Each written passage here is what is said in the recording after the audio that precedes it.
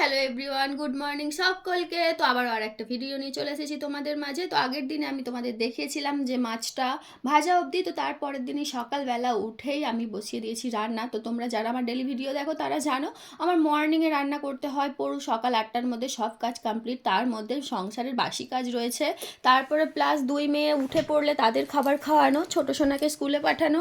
তো সেই জন্য আমার সামনে এসে ভিডিও বানানো সম্ভব নয়, ভীষণই হুড়োহুড়ির মধ্যে থাকি। মোটামুটি 12টা অবধি 1টা অবধি আমার ফুললি কাজ থাকে, একটুকু আমি বসার টাইম পাই না, দাঁড়ানোর টাইম পাই না। এর মাঝে মাঝে আবার ভিডিও আপলোড করা ভীষণই সমস্যার ব্যাপার আমার কাছে হয়ে উঠেছে। এমনিতে তো আমি ঘুমের পুরো একদম পিএইচডি করে রেখে দিয়েছিলাম, পাড়ায় আমার একটা রেকর্ড ছিল ঘুমের, আমি তো 8:30 9টা না হলে উঠতাম না। আর মর্নিং ডিউটি হওয়ার পর থেকে আমার তো ব্যাস 12টা বেজে গেছে ঘুমের, যেন আমার জীবনটাই একদম পুরো কি বলবো, আর বলে কাহিনি থাক। তো মর্নিং ডিউটির জন্য আমাকে অনেক তাড়াতাড়ি উঠে পড়তে হচ্ছে। এখন তো 6টার সময় উঠে পড়ে সব কাজ করতে হচ্ছে, রান্না করতে হচ্ছে, ভীষণই একটা ঝামেলার ব্যাপার। তো দেখতেই পাচ্ছ বন্ধুরা, আমার মাছের ঝালটা হয়েই এসেছে কতকটা। তো একটু খালি পাতা ছড়িয়ে দিয়ে আর নামিয়ে নেব, তাহলে আমার রান্নাটা পুরোপুরি মোটামুটি হয়ে যাবে। তো তারপরে চলো, আমি হচ্ছে যে এদিকে 2 মেয়ে এখনও ঘুমাচ্ছে, আমি বলেইছি আমার মেয়েরাও আমার সঙ্গেই ঘুমাতো, উঠতো না। তারপরে একটু তোমাদের ক্যামেরার সামনে এলাম, দেখতেই পাচ্ছ। আর ও ছোটো সোনাকে ওর বাপি ডাকছে ঘুম থেকে ওঠার জন্য, স্কুলে যাবে তাই।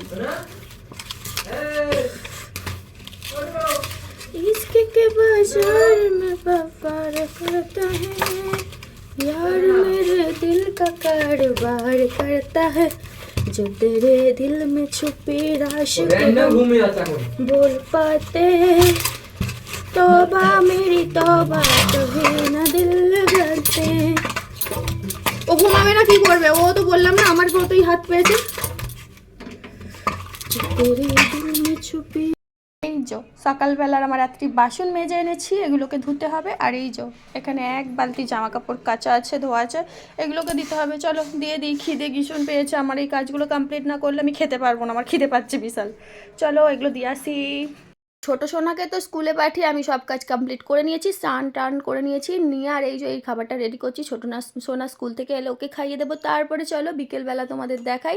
বিকেলবেলা তো ছাদ ভর্তি একদম হনুমান এসছে, কুটুম এসেছে, ঠিক আছে। এই কুটুমরা আমাদের গাছপালা খেয়ে পালিয়ে যায়, এরকমই অবস্থা।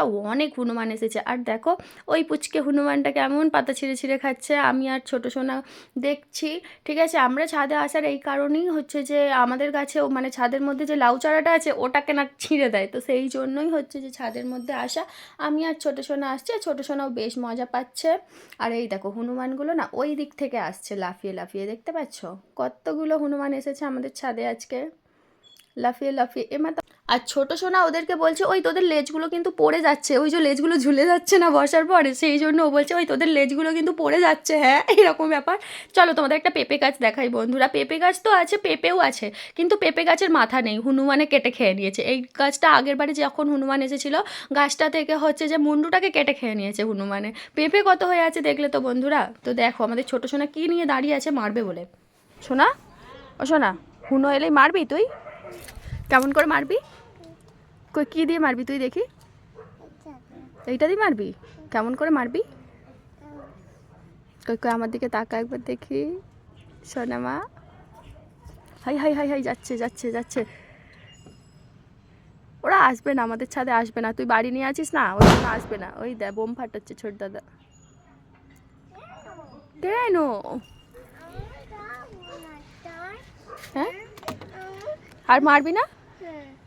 কই আমার দিকে তাকা। কাকে মারবি? ছোট দাদাকে মারবি?